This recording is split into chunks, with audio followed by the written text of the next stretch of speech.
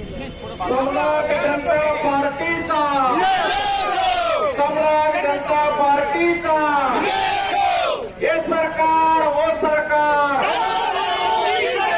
हे सरकार वो सरकार। या ठिकाणी आजचा जो रास्ता रोको सम्राट जनता पार्टीच्या वतीने आयोजित करण्यात आलेला आहे तो रास्ता रोको यासाठी आहे, मुख्यतः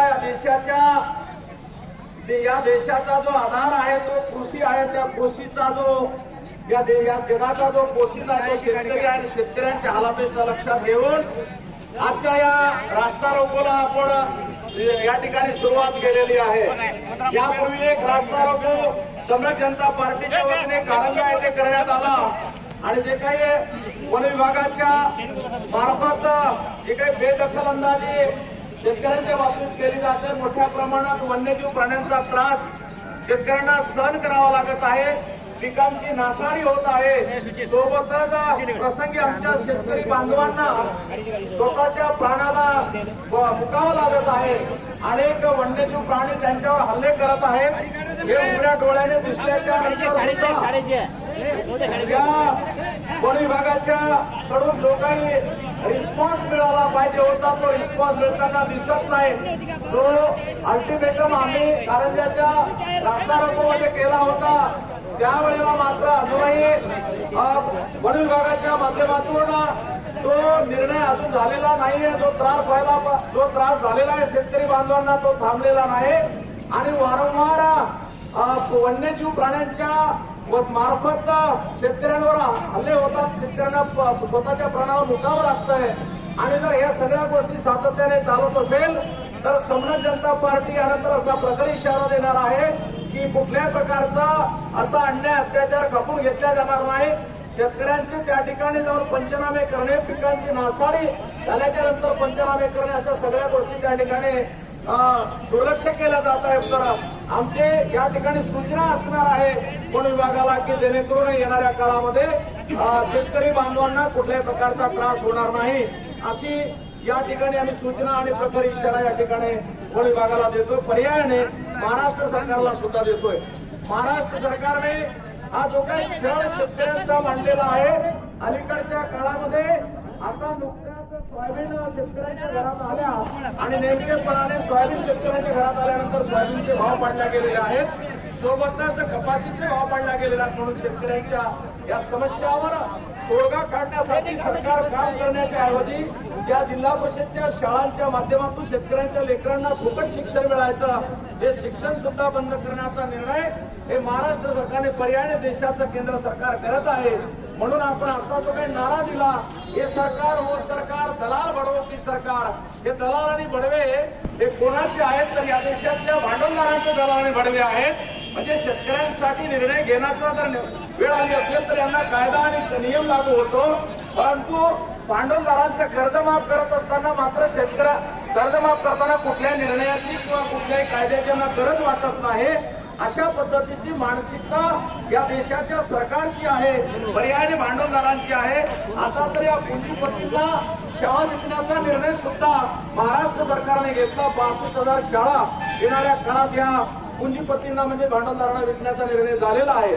शेतकऱ्यांना जर कर्जमाफ करायची पाळी आली तर दवंडी पिटवतील, छोटो बोंबा मारतील, परंतु एका रात्रीतून 25 लाख कोटीचं कर्ज या देशातल्या भांडवलदारांना ज्या वेळेला माफ केलं जात आहे त्यावेळेला मात्र कुठल्याही प्रकारच्या कायद्याचा आणि नियमाचा आधार घेतला जात नाही।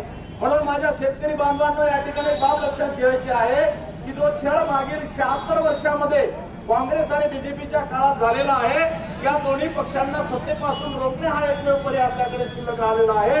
आपला साधा आणि सोपा नियम असा कायदा आहे की ज्या लोकांच्या मताच्या भरोशावर आपण आमदार खासदार मंत्री म्हणून बनतो ते आमदार खासदार मंत्र्यांनी सभागृहामध्ये जाऊन कायदा बनवला पाहिजे असं या देशाच्या संविधानाचा संविधानिक कायदा म्हणतो। आणि त्या संविधानिक कायद्याला पायदळी तुडवण्याचं काम या देशातील सरकार मागील 76 वर्षापासून करत आहे। इंग्रज गेल्याच्या नंतर असं आपल्या लोकांना वाटलं की लोक आपली आपणही आपलेच आहोत, सरकार सुद्धा आपलंच आहे, कायदा आपल्यासाठी बनवतील। या देशाच्या सरकारने ठरवून जर एका वर्षाला 1% विकास केला असता तर या देशाचा आज 76% विकास झाला असता। म्हणजे जगामध्ये भारत देश हा महासत्ता म्हणून समोर आला असता, परंतु तसं झालं नाही। या देशातील 85% जनतेच्या सोबत छळ करण्याचं काम 15% लोक करत आहेत। या 15% लोकांना येणाऱ्या काळात आपण त्यांची जागा दाखवणार आहोत। समरथ जनता पार्टीच्या माध्यमातून तशा पद्धतीचं एक काम चालू झालेलं आहे संपूर्ण महाराष्ट्र आणि देशामध्ये। तर येणाऱ्या काळात त्यांना आपण सोपं पडू देणार नाही एवढं निश्चित आहे।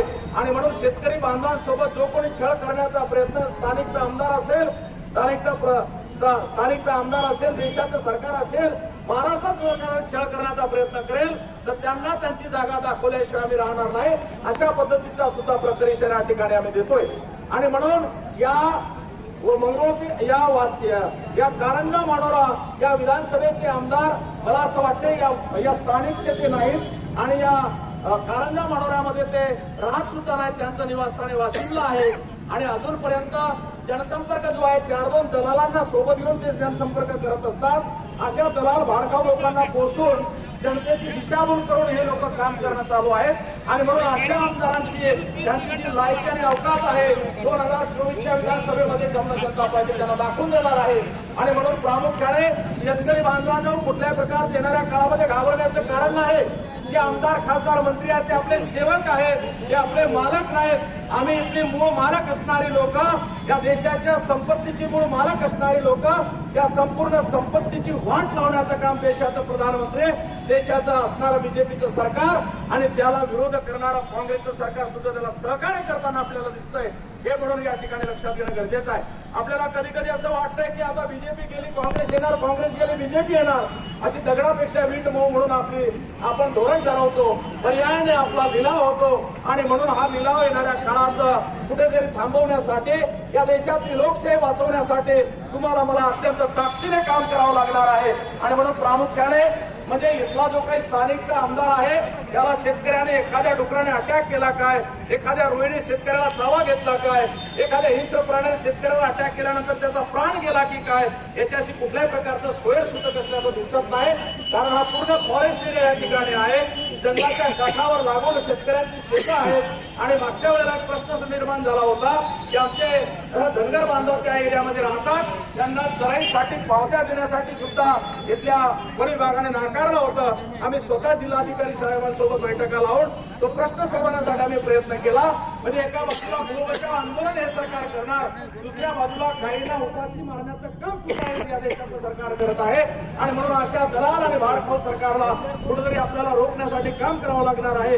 हे दलाल कोणाचे आहेत तर जनता, आणि हे दलाल कोणाचे आहेत तर जनता आणि भांडवलदार याच्यामधले दलाल म्हणजे काँग्रेस आणि बीजेपी, विरोधी आणि सत्ताधारी हे दलालाची भूमिका निभावत आहेत आणि जनतेला परेशान करण्याचं काम करतात। त्यापैकी अत्यंत महत्वाचा घटक या देशामधला जर कोणी असेल तर तो शेतकरी आहे।